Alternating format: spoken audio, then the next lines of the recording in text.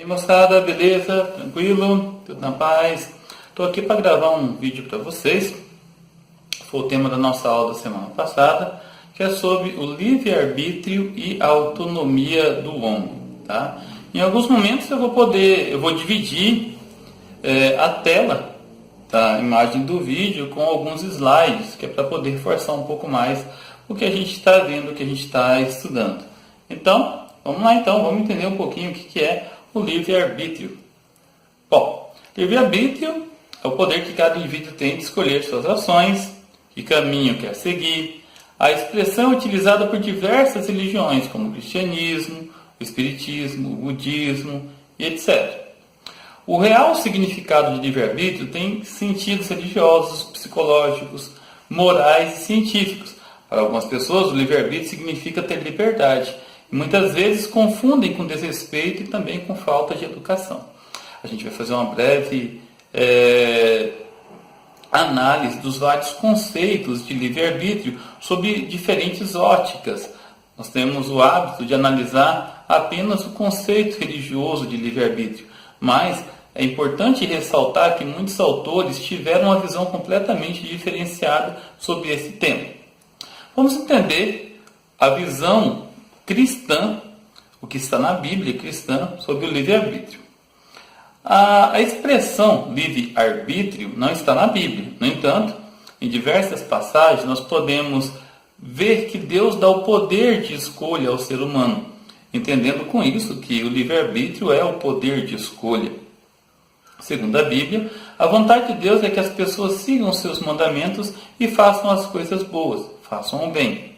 Também é possível ver na Bíblia que cada pessoa vai prestar contas da forma como usa o livre-arbítrio, ou seja, vai ser responsabilizada pelos seus atos.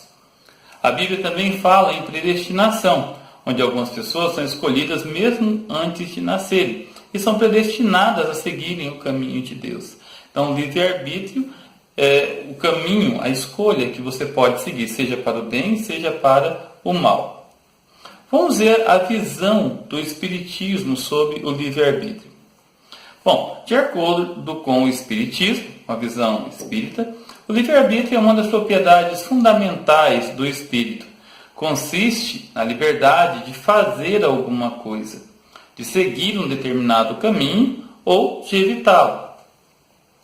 No Espiritismo, existe a crença de que os atos praticados não foram pré-determinados. E por isso, cada pessoa é responsável pelas suas escolhas. Dessa forma, o livre-arbítrio é desenvolvido juntamente com o desenvolvimento da inteligência. Ou seja, isso implica um aumento pela responsabilização dos atos praticados. Então, cada um acaba sendo responsável pelos seus atos.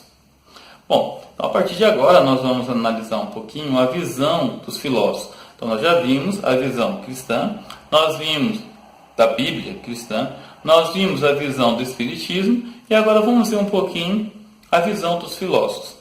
Bom, vamos olhar agora os slides.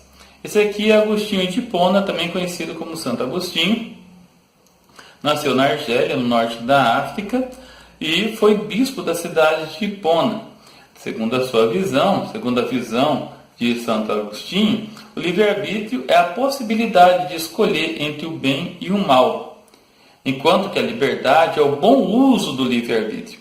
Isso significa que nem sempre o homem é livre quando põe em uso o livre-arbítrio. Depende sempre de como ele usa essas características. Assim, o livre-arbítrio está mais relacionado com a vontade. Porém, uma distinção entre os dois é que a vontade é um ato ou ação, enquanto que o livre-arbítrio é apenas uma faculdade. Essa é a visão de Santo Agostinho. Aqui uma frase de Santo Agostinho, Quem é bom é livre ainda que seja escravo. Quem é mau é escravo ainda que seja livre. Vamos ver a visão de um filósofo do século XVIII, filósofo escocês chamado David Hume. Ele negava a existência do livre-arbítrio. Hume, ele postula um determinismo biopsicossociológico em cada pessoa que anula o livre-arbítrio.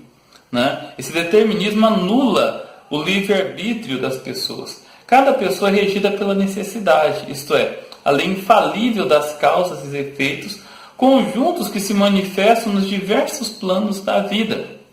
Nós amadurecemos, nós envelhecemos e necessariamente sentimos fome, necessariamente após algumas horas, ou alguns dias de jejum.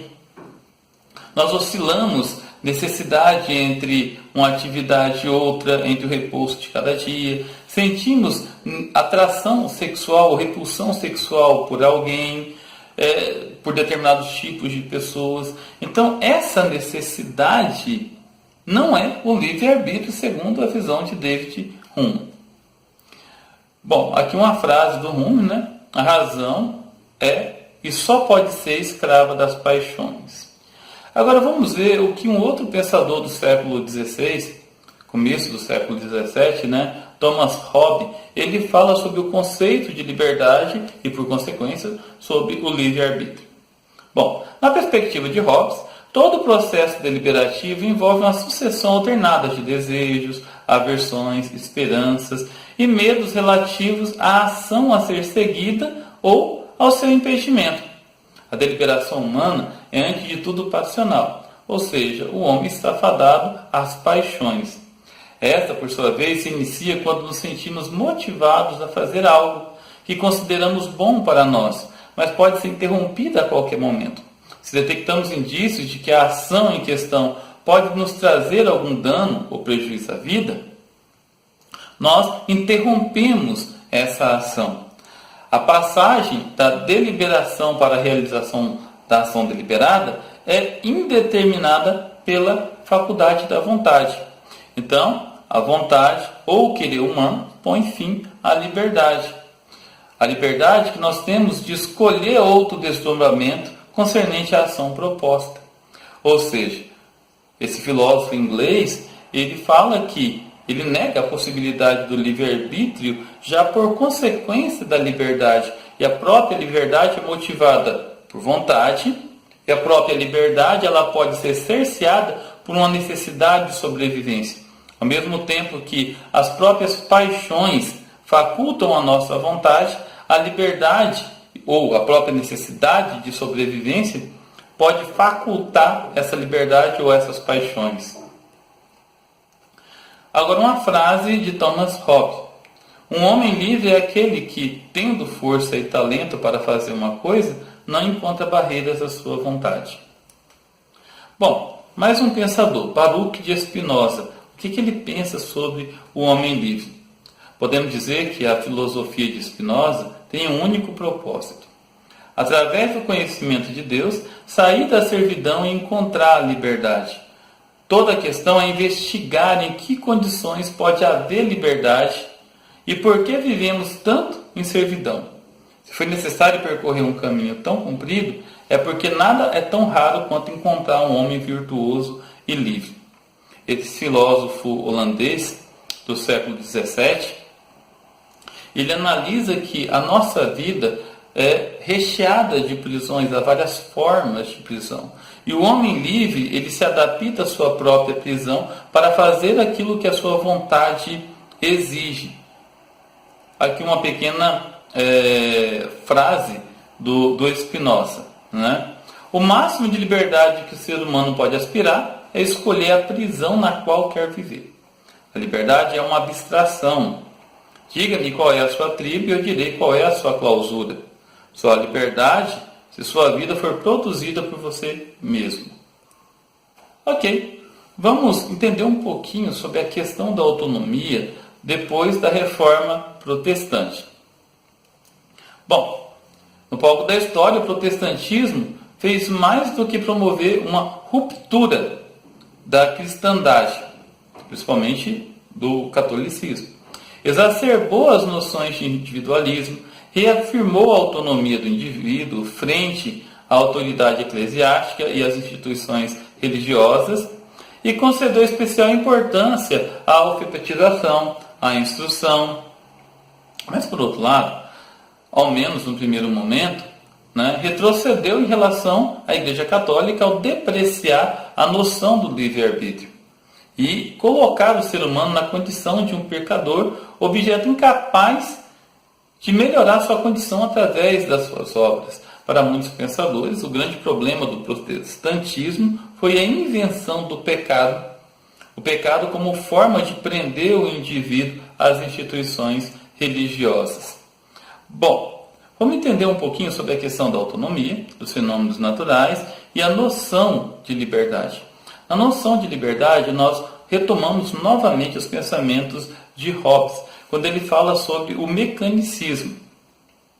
No contexto do pensamento de Hobbes, a concepção geral de liberdade está relacionada a um modelo de física estritamente mecanicista, que tem a pretensão de explicar os fenômenos naturais, reduzindo as relações entre os corpos e o movimento.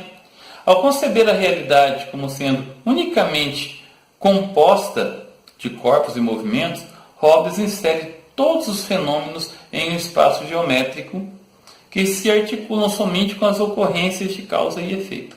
Hobbes ele analisa o ser humano como fruto de movimentos de causa e efeito. E esses movimentos de causa e efeito são movimentos naturais, contudo, mecânicos.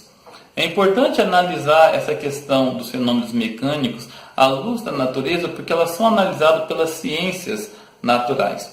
Ciências como a física, a química, a biologia, essas ciências elas analisam, tanto de maneira descritiva quanto de maneira exata, as várias formas de movimento do homem, as várias formas mecânicas de movimento do homem, do ser humano, como ser autônomo ou não.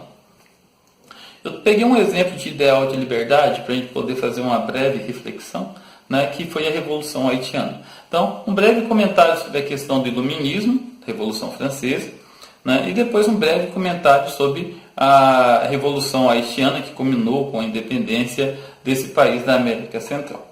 Bem, após a Revolução Francesa, em 1789, diversos movimentos de independência se inspiraram no ideal de igualdade, liberdade, fraternidade, propagada pelos iluministas.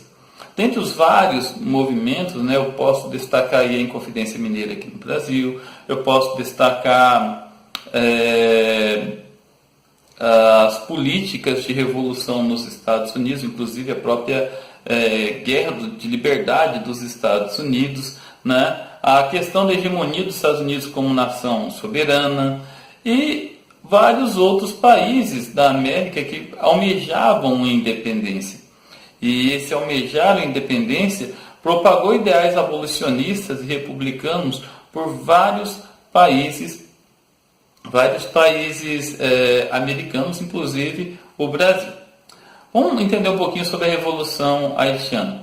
O Haiti foi o primeiro país latino-americano a se tornar independente da França.